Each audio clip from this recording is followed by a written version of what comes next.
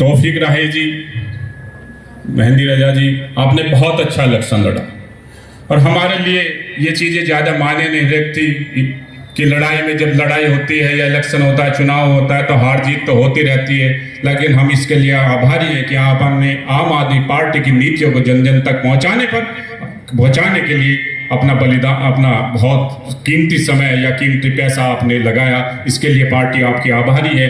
जावेद उस्मानी जी भी सामने बैठे थे, उन्होंने भी, मैं देख रहा था कि नगर निकाय के चुनाव में बहुत अच्छी मेहनत की है। अभी अलवी रोशन जी भी, जिन्होंने पार्टी ज्वाइन की है, उनकी भी बड़ी तारीफ मैंने सुनी है। तो आपका भी, मैं जितने नए साथी जिन्होंने आज पार्टी ज्वाइन की है, कुछ साथियों ने समाजवादी पार्टी छोड़ के ज्वाइन की है, कुछ लोगों ने लोकदल छोड़ के पार्टी ज्वाइन की है, कुछ ने पीस पार्टी छोड़ के ज्वाइन की है, तो आप सभी नए साथियों का भी मैं आम आदमी पार्टी में हृदय की गहराइयों से स्वागत करता हूँ, सत्कार करता हूँ और उम्मीद करता हूँ कि आप सब मिलकर पार्टी को एक नए मुकाम तक पहुँचाने में कामयाब होंगे। मेरे भाई अरविंद बालियान जी कह रहे थे कि आप जिन्हें सुनने के लिए यहाँ उत्सुक थे, बेचैन थे, इंतजार कर रहे थे। वास्तव में आज हम सबको सुनना तो आदरणीय संजय भैया को था, जो आम आदमी पार्टी के प्रदेश प्रभारी हैं, राज्यसभा सांसद हैं, उनको इस कार्यक्रम में आना था। लेकिन आप समझ सकते हैं कि दिल्ली में जो परिस्थितियाँ आज चल रही हैं, मुझसे बेहतर आप जानते हैं। हमारे प्रधानमंत्री नरेंद्र मोदी जी की मेहरबानी कुछ आम आदमी पार्टी पर आजकल ज़्यादा ही चल रही है, तो उनको तरह तरह से परेशान करते रहते हैं। पिछले दिनों जो सुप्रीम कोर्ट ने एक सेवाओं से संबंधित एक जो अधिकार, नौकरियों से संबंधित, ट्रांसफर पोस्टिंग से संबंधित जो अधिकार दिल्ली सरकार को दिया था, वो केंद्र सरकार ने, नरेंद्र मोदी जी की सरकार ने एक ऑर्डिनेंस के जरिए, एक अध्यादेश के जरिए उसको वापस ले लिया था। उसी अध्यादेश को अब भारतीय जनता पार्टी जब संसद में पास कराने का प्रयास करेगी, तो अरविंद केजरीवाल जी ने तमाम देशों में घूमकर, अपने देश में घूमकर, तमाम राज्यों में घूमकर उसके पक्ष में एक माहौल बनाने का प्रयास किया। आदरणीय संजय भैया जी का भी ये ड्यूटी, एक कर्तव्य है कि वो उससे पहले उन्हीं सभी मुख्यमंत्री से जिनसे बात की थी, उनके दलों के सांसदों से बात करने की जिम्मेदारी उन पे है। इस वजह से वो आज यहाँ नहीं आ पाए, तो मैं उनकी ओर से आप सभी से माफी चाहता हूँ और उनका संदेश ये है कि वो बहुत जल्दी यहाँ पर आकर आपके बीच में आएंगे, अपनी बात रखेंगे और आपसे मुलाकात करेंगे। साथियों, मेरे से पूर्व तमाम साथियों ने बहुत अच्छी बातें कही हैं। अभी मेरे भाई जो जिला महासचिव हैं डॉक्टर अजय जी ने तो जिस तरह से लिखकर सारी बातें की, तो हमारे लिए कुछ कहने के लिए बचता नहीं है। पार्टी की तमाम नीतियों को उन्होंने आपके सामने रखा। वंशराज दुबे जी ने, अंकुश चौधरी जी ने और डॉक्टर चांद जी ने बहुत अच्छी तरीके से पार्टी की नीति और नीतियों के संबंध में बताया। मैं आज दो विषय में सिर्फ आपसे बात करना चाहूँगा। एक तो कार्यकर्ता सम्मेलन है, जिस तैयारी को समीक्षा करने के लिए आदरणीय संजय सिंह जी को आना था, उस संबंध में मैं जरूर बातें करना चाहूँगा। और एक देश और प्रदेश की वर्तमान परिस्थितियाँ जो हैं, उनसे संबंध में मैं बात करना चाहूँगा। सबसे पहले संगठन की बात है। हम लोगों ने निकाय चुनाव में एक अच्छी खासी सफलता अर्जित की, लेकिन वो हमारी सफलता एक हमारी मंजिल नहीं थी, वो तो एक बस शुरुआत भर थी। हम लोगों को बहुत आगे जाना है। अभी इस प्रदेश की सत्ता को भी आप पे कब्जाना है, अभी देश की सत्ता तक भी आपको पहुंचना है। तो उसके लिए क्या जरूरी है?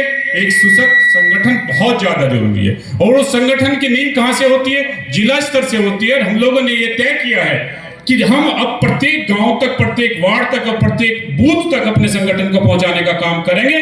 इसलिए मैंने अरविंद भाई से जब पहले बात की थी, तो मैंने कहा था कि अपनी जितना संगठन है, अपनी जिला कार्यकारिणी है या अपने ब्लॉक स्तर का संगठन है, विधानसभा स्तर का जो संगठन है, उसमें कतई भी कोई चीज को बुरा ना माने, निष्क्रिय लोगों को कतई मत लेना, कतई मत लेना।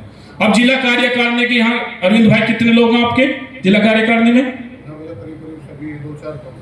यदि मैं आपके सामने बेहिचक होकर इस बात को कहता हूं, अरविंद जी, यदि जिले की आप प्रत्येक महीने में एक मीटिंग रखिए और यदि 2 मीटिंग में लगातार कोई जिला कार्यकारिणी का सदस्य नहीं आता, तो आप उसको जिला कार्यकारिणी से बाहर करने में जरा सा भी हिचकिचाहट मत दिखाइए। ऐसे जो विधानसभा के अध्यक्ष हैं, जो ब्लॉक के अध्यक्ष हैं, यदि आप सक्रिय कार्यकर्ताओं को कार्यकारिणी में नहीं लेंगे, तो आपके संगठन का बढ़ोतरी नहीं होगी। तो मेरा आप सभी से यही गुजारिश है, यही निवेदन है, यदि आप अरविंद केजरीवाल जी की नीतियों में विश्वास करते हैं, यदि आप चाहते हैं कि आम आदमी पार्टी इस देश में स्थापित हो, आम आदमी पार्टी उत्तर प्रदेश में स्थापित हो, तो उसके लिए आपको अपने संगठन को एक एक गांव तक, एक एक बूथ तक, एक एक वार्ड तक ले जाना होगा। और ये केवल जिला अध्यक्ष नहीं कर सकता, उसके साथ जो टीम है वो मिलकर इस काम को कर सकती है। और मैंने ये एक सजेशन, एक सुझाव दिया था कि अपने जिले के जितना जो ब्लॉक की टीम है, जो ब्लॉक की टीम है, उसको ये जिम्मेदारी दीजिए कि वो एक एक गांव तक जाकर, एक एक बूथ तक जाकर अपने संगठन का निर्माण करे।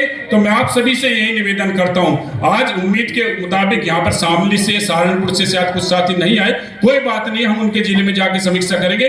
लेकिन मैं आपसे यही गुजारिश चाहता हूं कि आप अपने संगठन को मजबूत करें। कुछ साथियों को शायद संगठन की बात पसंद नहीं आ रही, इसलिए थोड़ा सा उनको, कोई बात नहीं, लेकिन संगठन जो है ना, संगठन के बिना कोई कार्य नहीं हो सकता। तो मैं आप सभी से यही निवेदन करता हूं, जितने लोगों ने यहाँ ब्लॉक अध्यक्ष के जो थे, जो खड़े हुए थे, उन सभी से ये निवेदन है कि हम ब्लॉक में जाकर अपने संगठन का विस्तार करें और उसकी समीक्षा करने के लिए हम यहाँ जरूर आएंगे। अब बात करते हैं जो परिस्थितियां इस देश में हो रही है। साथियों, जो देश की परिस्थितियां, जो प्रदेश की परिस्थितियां, वो किसी से छिपी हुई नहीं है। आज आप देखेंगे एक मणिपुर में एक जो घटना हुई है, उसकी तरफ आपका ध्यान आकर्षित कराना चाहता हूं कि मणिपुर में 76 दिन पहले, आज लगभग 80 दिन हो गए, 80 दिन पहले एक झगड़े की शुरुआत हुई थी। दो समुदाय, नागा और कुकी में, वहां पर जो है एक झगड़े की शुरुआत हुई थी। लेकिन हमारे देश का प्रधानमंत्री जो ये कहते हैं कि उन्होंने जाकर रशिया में वार कर रुकवा दिया था, रशिया और यूक्रेन के बीच के विवाद को निपटा दिया था, लेकिन 80 दिनों तक उस बंदे के मुंह से कहीं भी एक शब्द ये नहीं निकला कि वो अपने देश के नागरिकों से ये अपील कर सके कि साथियों, दोस्तों, माताओं, बहनों, कि हम लोगों को प्यार से रहना चाहिए और आपस में लड़ाई झगड़ा नहीं करना चाहिए। और जो वीडियो कल से आई है, मेरा तो दिल उससे द्रवित हो गया। मेरी एक आंखें, जो मैं नहीं जानता कि कोई भी व्यक्ति इस देश का नागरिक होगा जिसने वो तस्वीर देखी होगी, उसकी आंखों में आंसू ना आई हो। लेकिन हमारे प्रधानमंत्री को देखिए कि वो संसद के बाहर खड़े होकर क्या स्टेटमेंट देते हैं, ये भाषण देते हैं कि ये जो घटना हुई है, इसके दोषी कतई नहीं बख्शे जाएंगे। लेकिन मैं आपसे पूछना चाहता हूं कि बिल्किस बानो के जो हत्यारे थे, जो बिल्किस बानो के जिन्होंने अस्मिता को लूटा था, बिल्किस बानो के सम्मान को जिन्होंने कुचला था, बिल्किस बानो के परिवार की जिन्होंने हत्या की थी, उनको किसने बख्शा था? उस गुजरात सरकार ने बख्शा था, जहां पर भारतीय जनता पार्टी की सरकार है। तो ये मोदी जी को ये कहना अच्छा नहीं लगता कि मैंने उनको नहीं बख्शे जाएंगे दोषी। ये वो सरकार है। उत्तर प्रदेश में एक कांड हुआ था हाथरस का, और उसमें क्या था, हाथरस की बेटी की जब बलात्कार के बाद हत्या कर दी गई थी, तो इसी योगी सरकार ने चुपके से उसके शरीर का अंतिम संस्कार करने का काम किया था। तो प्रदेश की और जो देश की सरकार है, वो कितनी निकम्मी सरकार है, ये आप कल्पना नहीं कर सकते।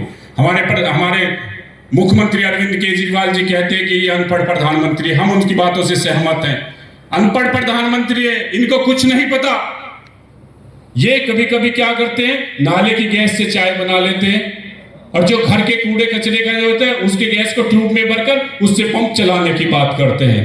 लेकिन मैं ये मानता हूं कि जिसके पास खुद की अकल नहीं होती, वो दूसरे की अकल लेके भी काम चला सकता है। लेकिन इस देश के लिए जो सबसे खतरनाक स्थिति है, वो ये है कि इस देश का राजा बिल्कुल निर्दयी है, क्रूर है। उसके दिमाग, उसके आंखों में कभी भी किसी भी जघन्य घटना हो जाए, कभी आंसू नहीं आते।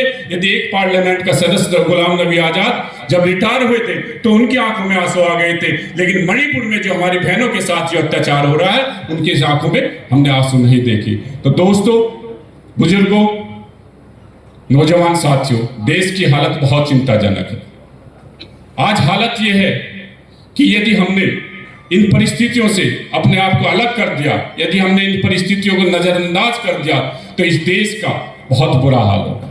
इस देश में अभी वंशराज दुबे जी कह रहे थे कि दो तरह की राजनीति है। उन्होंने आम आदमी पार्टी की राजनीति की तुलना की और भारतीय जनता पार्टी की राजनीति की तुलना करी। वास्तव में अब इस देश में दो ही तरह की राजनीति है। एक राजनीति के पैरोकार कौन है? भारतीय जनता पार्टी है, जिसको लीड कर रहे हैं नरेंद्र मोदी, और एक दूसरी राजनीति है जिसको, जो आम आदमी पार्टी की राजनीति है, जिसको लीड कर रहे हैं अरविंद केजरीवाल जी। जावेद अख्तर जी की नज्म है कि इस मुल्क में है आवाजें दो, मुल्क में है आवाजें दो, एक हमारी एक है उनकी, मुल्क में आवाजें दो, तुमको कौन सी आवाज तुम सुनो, ये तुम तय कर लो। हम कहते हैं बेघर बेदर लोगों को आबाद करो, हम कहते हैं बेघर बेदर लोगों को आबाद करो, वो कहते हैं मारो काटो बर्बाद करो। हम कहते हैं इंसानों से प्यार रहे, वो कहते हैं कि खून खराबा होता है तो होने दो। हम कहते हैं कि हम कहते हैं कि देश में भगत सिंह के सपनों का भारत हो, और वो कहते हैं कि नहीं, देश में अंबानी और अडानी का शासन। तो ये जो आप देखें, जो एक लड़ाई इस देश में चल रही है, पूंजीपतियों के, एक सरकार है जो पूंजीपतियों के हित की बात करती है, जो अडानी की बात करती है, जो अडानी के खजानों को बात करती है, और एक वो सरकार है जो गरीबों के हितों की बात करती है, जो आपके बुनियादी मुद्दों की बात करती है, जो शिक्षा, स्वास्थ्य, सड़क सुरक्षा, बिजली पानी, खेती किसानी की बात करती है। अब आपका ये दायित्व है, यदि आप चाहते हैं कि इस देश में बुनियादी मुद्दों की राजनीति हो, तो हम में से प्रत्येक व्यक्ति जो यहाँ बैठा है उसका दायित्व है कि वो गली गली, मोहल्ले मोहल्ले जाकर, व्यक्ति व्यक्ति के जाकर उस चीज से उसका अवगत कराए, उसको बताए कि इस देश में अब आम आदमी पार्टी की राजनीति की जरूरत है। हाँ, ये चीज जरूर है कि आपके सामने कुछ जरूर समस्या होती है, बहुत सी समस्याएं हैं। आम आदमी पार्टी के पास रिसोर्सेज भी बहुत कम है, पैसे की भी समस्या रहती है। मैं अपने तमाम जिला अध्यक्ष जितने हैं, इनका सदा एहसान मानता हूं कि वह अपने खर्चे से सदैव पार्टी के कार्यक्रम आयोजित करते रहते हैं। अरविंद भाई जी ने भी आज यहाँ कार्यक्रम आयोजित किया, सब जिला कार्यकारिणी मिलकर करते हैं, तो इसके लिए आप बधाई के पात्र हो। बहुत से आदमी कहते हैं, निकाय चुनाव में भी ये हुआ था कि पार्टी जो है पैसे भिजवाती है, विधानसभा चुनाव में भी आते हैं। आप समझ सकते हो कि नरेंद्र मोदी की पार्टी, भारतीय जनता पार्टी, तो हो सकता है कि कहीं से भी हजारों करोड़ रुपए ले ले तो उसको तो कोई दिक्कत नहीं, लेकिन आम आदमी पार्टी को यदि किसी ने 50 लाख भी चंदा दे दिया तो उसके घर पे भी ईडी का छापा पड़ता।